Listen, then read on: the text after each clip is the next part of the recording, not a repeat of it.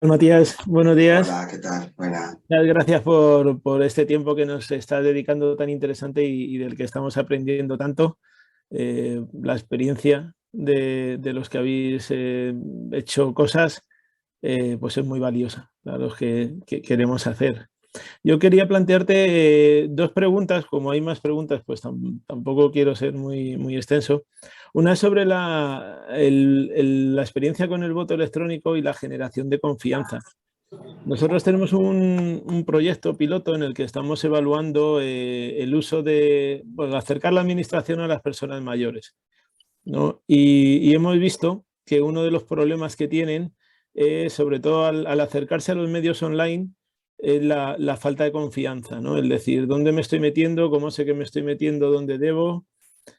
Ahora además hemos visto también en Estados Unidos pues, lo que ha pasado con la empresa del voto y pues toda la información, los fake news que hubo. Eh, en base a tu experiencia, ¿cómo podemos generar confianza en el ciudadano para que no desconfíe de los medios digitales, ¿no? A la hora de, pues, de votar o de participar, ¿no? Por una parte, esto con respecto a la participación desde el punto de vista pues, de la confianza. Y luego, con respecto a las plataformas de participación y los procesos participativos, claro, las experiencias en entidades locales o muy cercanas al ciudadano, eh, pues tienen que tomar decisiones sobre algo que les toca muy de cerca y son cosas pues a lo mejor más sencillas de llevar a cabo, pero en la Administración General del Estado, claro, la problemática es mucho más amplia, es más abstracta, quizás menos cercana, también todo lo que implica restricciones normativas o de organización son más complejas. Entonces, ver un poco cómo crees que se deben abordar estas tareas de participación en un ámbito como es la Administración General del Estado. Muy buenas preguntas. Voy a intentar resumir, porque sobre ambos temas podríamos hablar largo y tendido. En cuanto a la confianza del voto online, es una lucha que nosotros tenemos como empresa proveedora. Es curioso, ¿no? Porque a veces se piensa en el voto online como un sustituto del voto presencial, pero nada más lejos de la realidad. El voto online es un sustituto del voto por correo postal, punto. Entonces, cuando se buscan los defectos y virtudes del voto online, y estoy hablando de voto online, no electrónico, recuerdo, la identificación también se hace a través de Internet, no solo el registro del voto, se alude a debilidades que son las mismas que las del voto por correo postal. Se alude a la trazabilidad, al secreto, a la coerción de voto, y son problemas de los que el voto por correo postal no está libre. O sea, pensar que todos los votos por correo postal llegan, y lo repito, pensar que todos los votos por correo postal llegan es cuanto menos iluso, porque ¿cuánta gente no ha perdido un paquete, una carta? Correos nunca ha perdido una carta. Pues la trazabilidad en el voto online es muy superior a en el voto por correo postal. Entonces, y como esto podríamos hablar de muchas características. La coerción de voto. La coerción de voto existe en el voto online. Es muy difícil evitarla. Se está evitando en historia, permitiendo que tú votes tantas veces como quieras hasta que cierre la hora de votación. De manera que si alguien te está obligando a votar una cosa, no pasa nada porque puedes volver a casa y volver a votar, repetir ese voto. En un voto por correo postal, ¿cómo se evita la coerción de voto? Si alguien me acompaña con el sobre en la mano, ¿cómo evitamos que me estén coercionando para emitir ese voto? Entonces, es realmente una cuestión de confianza de vías cognitivas. Pero no pasa nada porque las curvas de adopción, he enseñado la curva de expectativas tecnológicas, pero hay otra curva que es la curva de adopción de tecnología en la que están siempre los early adopters primero y luego va creciendo a una aceptación mayor. En esa curva tecnológica, el voto online ahora mismo está superando los early adopters, sobre todo gracias a raíz de la pandemia, porque se dejaron de poder hacer elecciones sindicales, se dejaron de poder hacer juntas de accionistas y la gente giró la cara hacia el voto online y se dio cuenta de que la tecnología estaba ahí y ya era suficientemente segura y suficientemente confiable como para usarla en estos procesos. Entonces, poco a poco se está adquiriendo esta cultura de que el voto online, pues, no es posible. Quiero decir, es posible. Nosotros tenemos entre nuestros beneficiarios tenemos alcaldes, concejales, ministros, que están utilizando nuestra tecnología para votar en distintos ámbitos. Entonces, ese cambio cultural va llegando poco a poco porque lo vamos usando. Tú eres socio del Barça y dentro de 2 años pues votarás online. Hasta ahora no se podía, cambió la ley hace poco, la ley del esport catalana. Entonces, cuando vayamos experimentando que esto se puede hacer y que el nivel de seguridad es el mismo que el de voto por correo postal, pues poco a poco irá cambiando. Pero no creo que como administración podamos hacer algo concreto, no sé, siempre usarlo.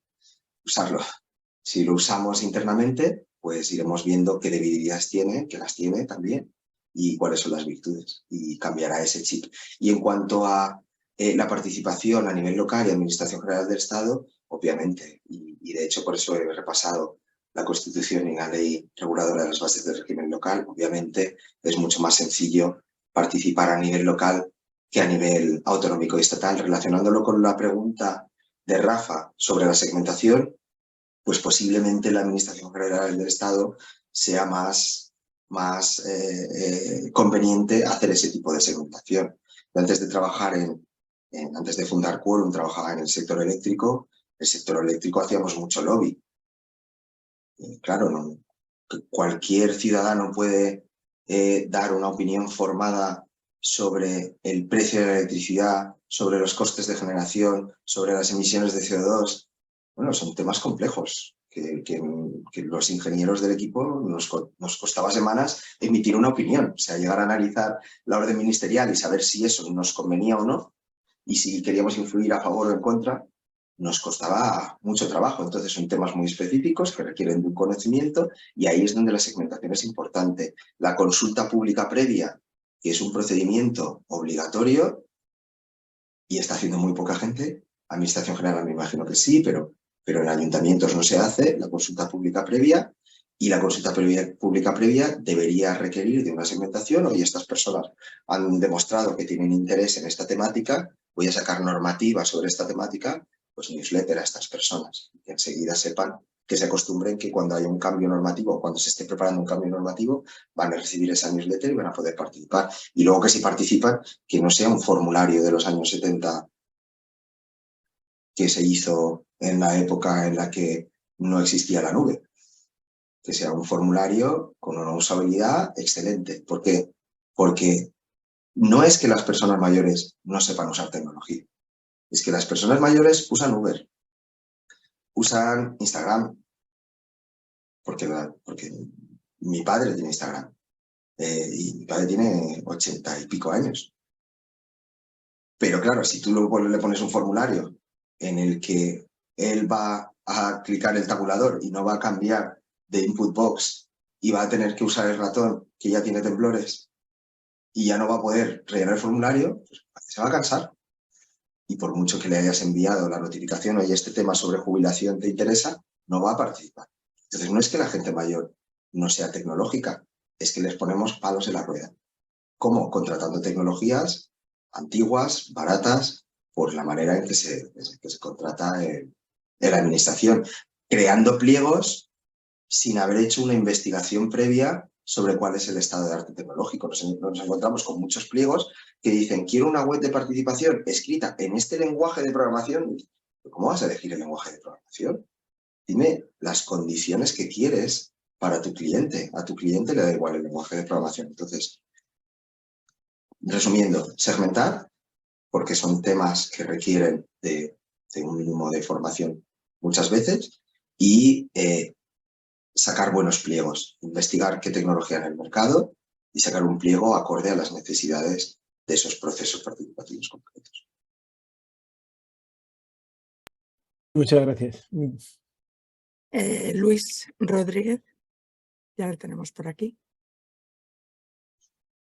Hola Matías, buenos días, muchas gracias. Mira, realmente yo realmente no planteaba una pregunta, sino que contestaba un poco a la que tú habías lanzado a través del chat.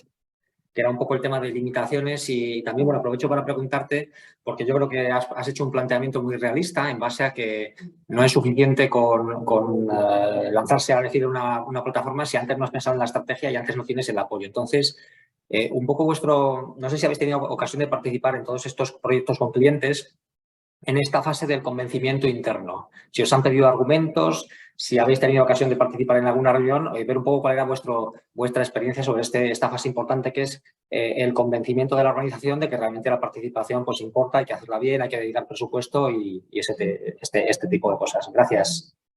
Gracias a ti. Pues muy buena pregunta. Te lo voy a responder con una anécdota que además contamos en este manual que os he enseñado al final, que es nosotros vendemos de dos maneras. Vendemos porque la gente busca en Internet herramienta, participación y en las temporadas altas de búsqueda pues tenemos anuncios, entonces nos encuentra y estos suelen ser los clientes que tienen una intención previa, entonces suelen venir más preparados y suelen saber un poco más lo que quieren. Y si no, suelen tener la actitud buena de decir, bueno, pues no he hecho mi plan estratégico, pero voy a mirar cómo hacerlo. Y luego tenemos los que nosotros llamamos base de datos de ayuntamientos y vamos llamando. Voy a estar concejal de participación ciudadana, quiero explicarle cómo estamos ayudando a otros ayuntamientos.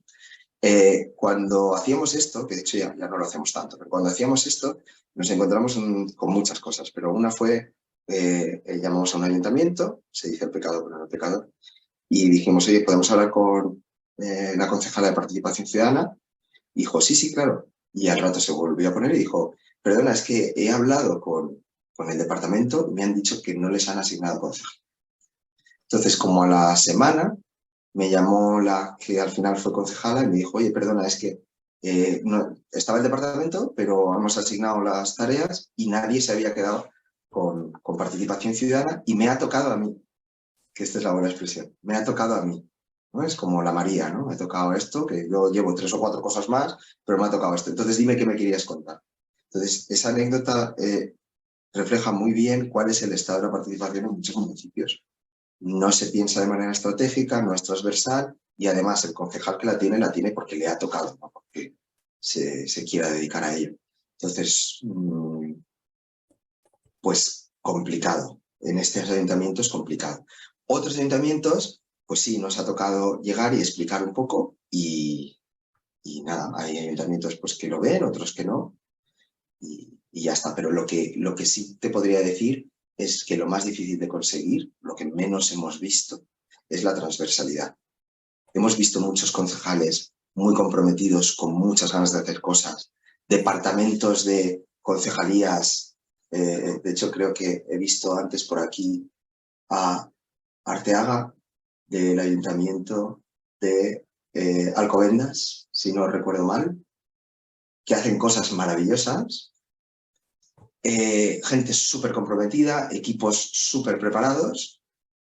Hemos visto mucho ayuntamiento así, pero que realmente la participación sea transversal y que cuando el concejal de participación quiere que se haga una consulta y el alcalde lo apoye, muy, muy complicado de encontrar.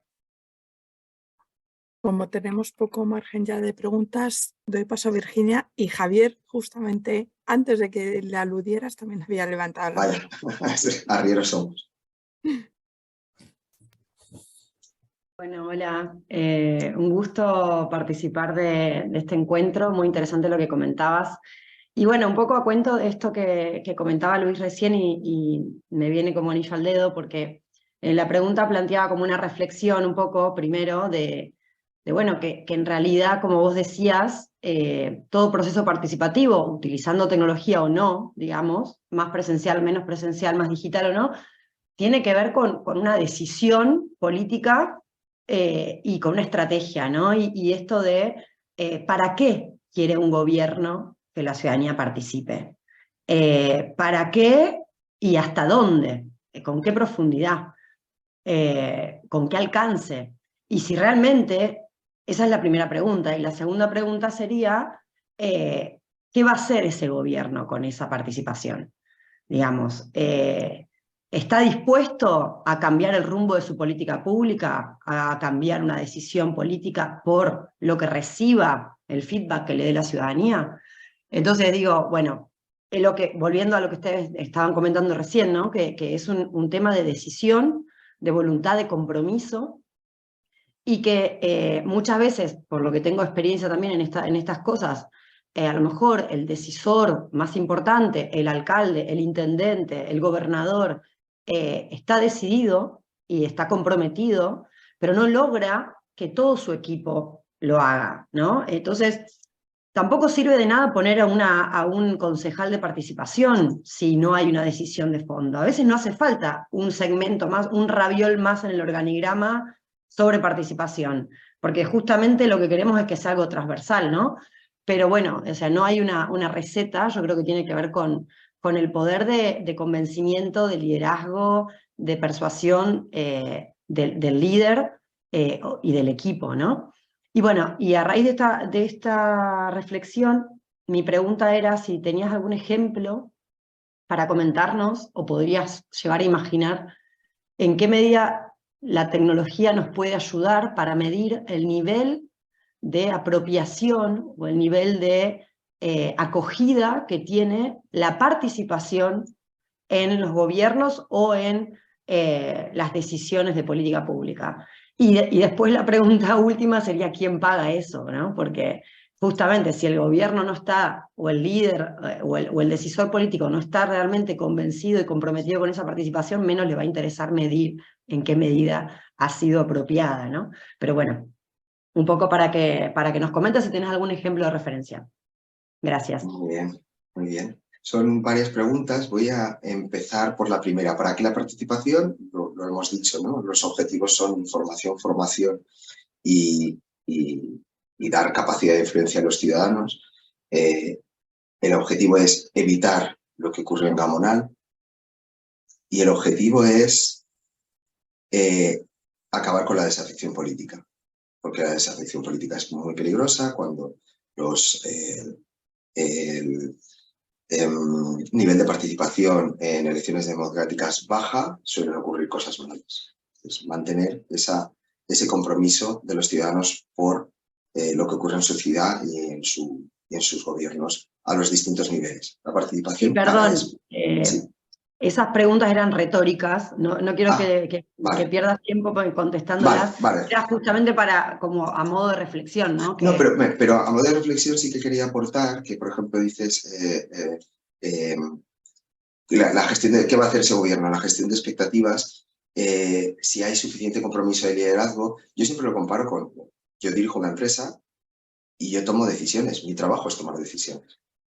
Entonces, yo tengo unos empleados que no llevan los 10 años que llevo yo desde que se fundó la empresa y que no tienen el conocimiento que tengo yo de los clientes porque no han viajado a Mérida a sentarse con el Departamento de Participación de la Junta de Extremadura. Ellos han llegado, se les ha contratado después y hacen un trabajo. Entonces, claro, yo podría ejercer un liderazgo de decir, no, se va a hacer esto porque yo lo digo. O luego está la famosa frase, yo soy el director, los demás que me traigan datos, ¿no?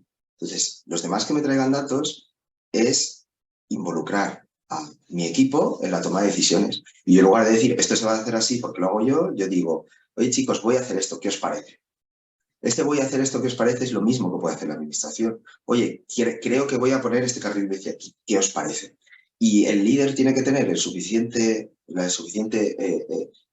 no sé llamarlo inteligencia emocional o directiva, para recibir ese feedback y ser capaz de explicar su proyecto. Eso además le va a obligar, como nos obliga a nosotros como directores de empresa, a explicar mejor lo que quiere hacer. Y a veces, explicando mejor lo que quieres hacer, te retractas de algunas cosas. Eso a muchos líderes les falta, esa capacidad de decir, oye, como la gente me está dando un feedback negativo, voy a explicarlo mejor y además, al explicarlo mejor, me doy cuenta de que a lo mejor la ciudadanía tiene razón en este punto y este otro. Ese liderazgo sí que falta mucho. Después el equipo, obviamente, imprescindible. Y luego sobre la pregunta de medir acogida en participación pública, pues la verdad es que como la metaparticipación, ¿no? Una herramienta que nos ayuda a medir. He mencionado antes CityBits, no sé si se ha aplicado alguna vez para esto, pero hay muchas herramientas de análisis de datos en redes sociales y públicos, con lo que se puede aportar un granito de arena a un análisis en el que es esencial una encuesta a pie de calle, unos talleres, cuando se hace ese diagnóstico. Hacerlo online, sabes que siempre tiene una segmentación, pues un público más joven y con habilidades digitales. Entonces, cuando se hace la investigación, pues sí puede haber herramientas que te ayuden, pero yo haría un análisis más completo. ¿Y quién paga? Nosotros, que al final son nuestros impuestos, y luego el decisor al que nosotros hemos elegido, porque es una democracia representativa, pues decidirá si quiere dedicar sus impuestos a una cosa o a otra. Y como te decía, entre 0,36 y 13 euros por habitante es lo normal a día de hoy. A mí me parece muy, muy escaso. Pero bueno, es lo que hay a día de hoy. Nos encontramos con ayuntamientos que dicen, no sé, para ayuntamientos de menos de 5.000 habitantes tenemos una versión de la herramienta que vale 600 euros al año. Y nos dicen, uy, qué caro. Y dices, bueno, si eso que no debería ser ni el 5% de tu inversión en participación, porque es solo tecnología, luego habrá que hacer más cosas, 600 euros te parece caro, pues entonces es que no hagas participación, porque no, si no hay dinero no hay profesional. Y cerrando con Javier. Muchas gracias, Virginia. Buenos días. Hola, Matías. Hola, Javier, ¿qué tal? Bueno, mucho verte. Gracias por la oportunidad y enhorabuena por la presentación. Bueno, hemos dedicado muchas veces a hablar, tú y yo, sobre muchas cosas de participación y eso que tampoco tenemos una relación comercial, pero Sí. bueno, siempre te he considerado una persona muy visionaria sobre hacia dónde va la participación ciudadana. Entonces, mi pregunta, aunque entiendo que es muy compleja, pero es muy sencilla. ¿Dónde ves tú la participación ciudadana de aquí a 10, 15, 20 años en relación, por un lado, con la administración pública? Me da igual del nivel del que sea, antes se ha hablado de Administración General del Estado, pero puede ser perfectamente de lo más sencillo que la administración local, y en relación a la ciudadanía. Es decir, a mí sí me preocupa hacia dónde va la participación ciudadana y quería conocer tu visión, ya que estáis un poco a la vanguardia también, tanto en tecnología como en lo que es el sentir de la participación. Muchas gracias. Gracias, Javier. Es verdad que hemos hablado mucho sobre el tema. Además te he visto y me ha hecho ilusión porque es verdad que al final arrieros somos, lo digo, porque somos muy pocos con mucho entusiasmo haciendo lo que podemos. Yo estoy en una fase, quizá como la curva de expectativas tecnológicas, estoy en una fase un poco pesimista, porque después de 10 años en el sector, viendo que en 10 años todavía no hemos hecho entender a la administración en general que esto requiere de compromiso y de recursos, pues ya te digo, soy bastante pesimista. Creo que va a costar mucho que haya un compromiso real. Y estoy hablando de participación, pero luego si además hablamos de participación digital, pues todavía lo veo peor. Entonces, pues ahora mismo no quiero darte una previsión porque sería muy pesimista.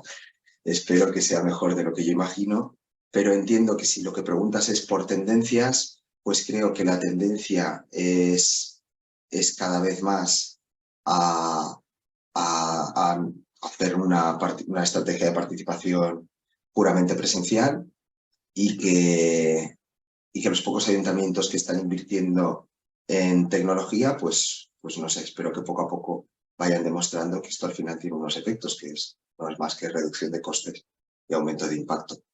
Pero ahora mismo estoy un poco pesimista, Javier. He visto muchos proyectos también de la Administración General del Estado en los que se dice quiero montar esto, pero este es mi presupuesto y no se corresponde. O sea, nos hemos tenido que retirar porque antiguamente cuando empezamos pues cogíamos todo lo que nos entraba. Ahora que ya pues la empresa es rentable y podemos elegir un poco dónde trabajar, elegimos dónde queremos, no trabajamos para todo el mundo y cada vez denegamos más proyectos. Mira, esto no lo voy a hacer porque no tiene sentido. Muy bien, muchas gracias. Ya hablaremos. Vale. Gracias. No sé si quedan más preguntas. Yo creo que no, que ya cerramos, ¿no? Si no me equivoco. Pues muchísimas gracias por todo, Matías. Gracias a todos los que han podido asistir.